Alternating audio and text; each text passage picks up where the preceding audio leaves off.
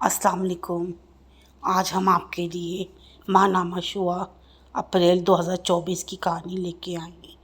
नज़ीर फातिमा ने लिखा है। कहानी का नाम है ईद का तोहफ़ा। यासिर प्लीज़ आप मान जाए ना, इस ईद पर मैं अम्मी जान के पास चली जाऊं।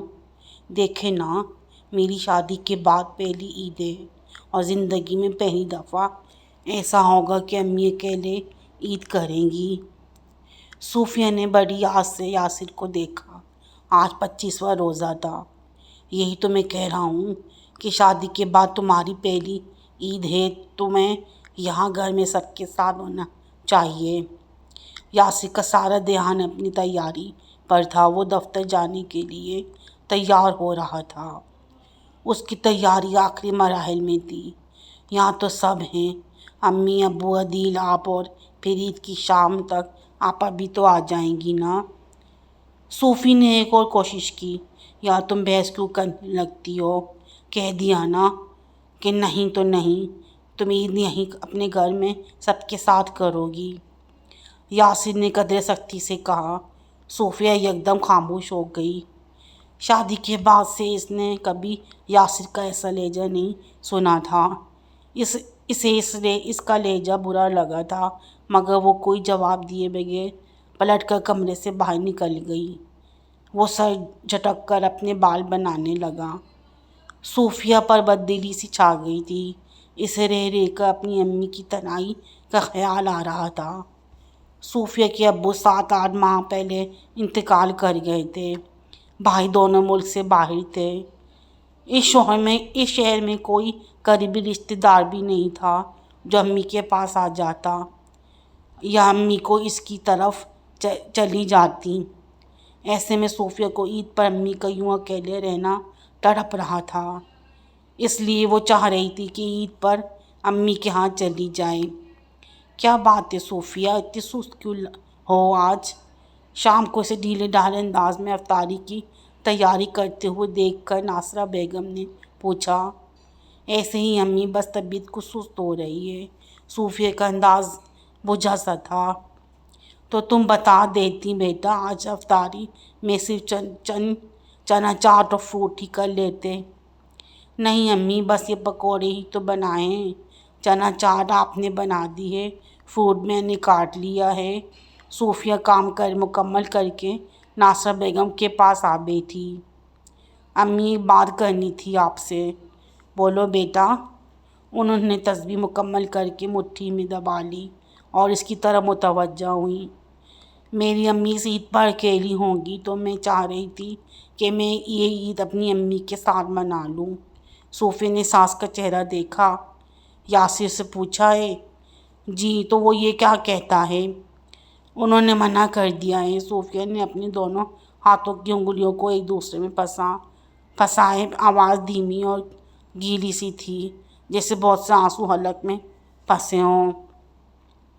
देखो बेटा, ये तुम दोनों मियाँ बीवी का मामला है। अगर इसने मना कर दिया तो मत जाओ। यासिर के मना करने के बाद तुम्हें मुझसे बात ही नहीं करनी चाहिए थी। नासरा बेगम ने पल्लू झाड़ा।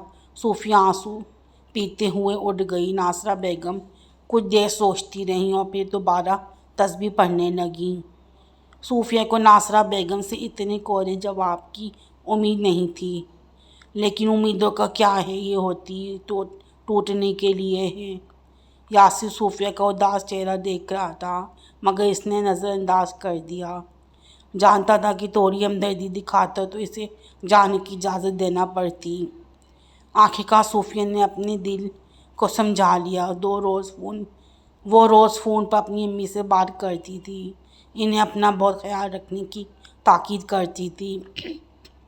इनकी पुरानी मुलाजमा अम्मी के साथ 24 घंटे रहती थी, फिर भी सूफिया को इनकी तरफ से परेशानी लगी थी। वो यासिर अक्सर जाकर इनकी खैरियत दरियाफ्त करते रहते थे। इनके महीने का सौदा सर्फ लाने और बिल वगैरह जमा कराने की जिम्मेदारी यासिर ने खुश असलूबी से उठा रखी थी। इसी वजह से सूफिया ने ईद अम्मी के साथ मनाने का मंसूबा बना लिया था कि यासिर कौन सा इसे रोकेंगे। مگر یہاں یاسر نے اس کی ایک نہ مانی۔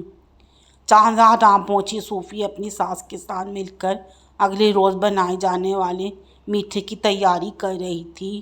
دونوں ہلکی پھلکی بات چیت میں بھی کر رہی تھیں۔ ابو ٹی وی دیکھ رہے تھے اور عادل کہیں دوستوں کے ساتھ گیا ہوا تھا۔ ناصرہ بیگم کے موبائل پر یاسر کی کال آئی۔ صوفیہ مجھے ایک گلاس پانی دینا۔ کال ختم کر کے ناصرہ بیگم نے صوفیہ کو مخاطب کیا۔ وہ کچن میں پانی لینے چلی گئی۔ پانی لے کر واپس آئی۔ اس کی امی اس کے ساس کے ساتھ صوفے پر بیٹھی تھی۔ امی وہ زیر لب بڑبڑائی، آنکھوں میں آنسو جمع ہو گئے۔ اے لڑکی، پہلے مجھے پانی کا گلاس پکڑا دو، پانی میں آنسو نہ ملا دینا، ناصرہ بیگم نے ہنس کر کہا۔ تو صوفیہ نے پانی کا گلاس انہیں پکڑایا اور اپنی امی کے گلے جا لگی۔ آنٹی عید ہمارے ساتھ کریں گی، یاسر نے کہا تو صوفیہ نے اسے دیکھا۔ شکریہ یاسر، صوفیہ نے اپنی آنکھیں صاف کیں۔ شکریہ میرا نہیں محترمہ، اپنی امی کا ادا کرو جنہوں نے مجھے یہ مشورہ دیا۔ یاسر نے اپنی ماں کو محبت پاش نظروں سے دیکھا۔ شکریہ امی، صوفیہ نے ساس کے ہاتھ تھام لیے۔ کیا شکریہ پگلی، عید تو خاندان والے مل جل کر مناتے ہی ہیں، اچھے لگتے ہیں، اور اب تمہاری امی بھی تو ہمارے خاندان کا حصہ ہیں، تو ہمیں عید پر تنہا کیسے چھوڑ دیتے؟ ناصرہ بیگم مسکرائیں۔ آپ نے عید کا اتنا بڑا تحفہ دیا ہے مجھے، میں آپ کا شکریہ کیسے ادا کروں؟ سب کاموں سے فارغ ہو کر صوفیہ کمرے میں آئی، یاسر کے برابر بیٹھ کر اس سے محبت باش نظروں سے دیکھنے لگی۔ شکریہ ادا کرنے کا طریقہ بھی بتاؤں گا، تم برا مان جاؤ گی۔ یاسر کے لہجے میں شرارت تھی۔ آپ اپنے طریقے اپنے پاس رکھیں، صوفیہ ہنسی۔ تو چلو تم اپنے طریقے سے شکریہ ادا کرو، یاسر بصورہ۔ میاں بیوی میں شکریہ نہیں ہوتا۔ صوفیہ اس کے کندھے پر سر ٹکائے تو یاسر اس کی چالاکی میں اس پر مسکرا دیا۔ یہ کہانی آپ کو کیسی لگی مجھے کمنٹس کر کے بتائیں۔ لائک کریں، شیئر کریں اور سبسکرائب کرنا نہ بھولیں۔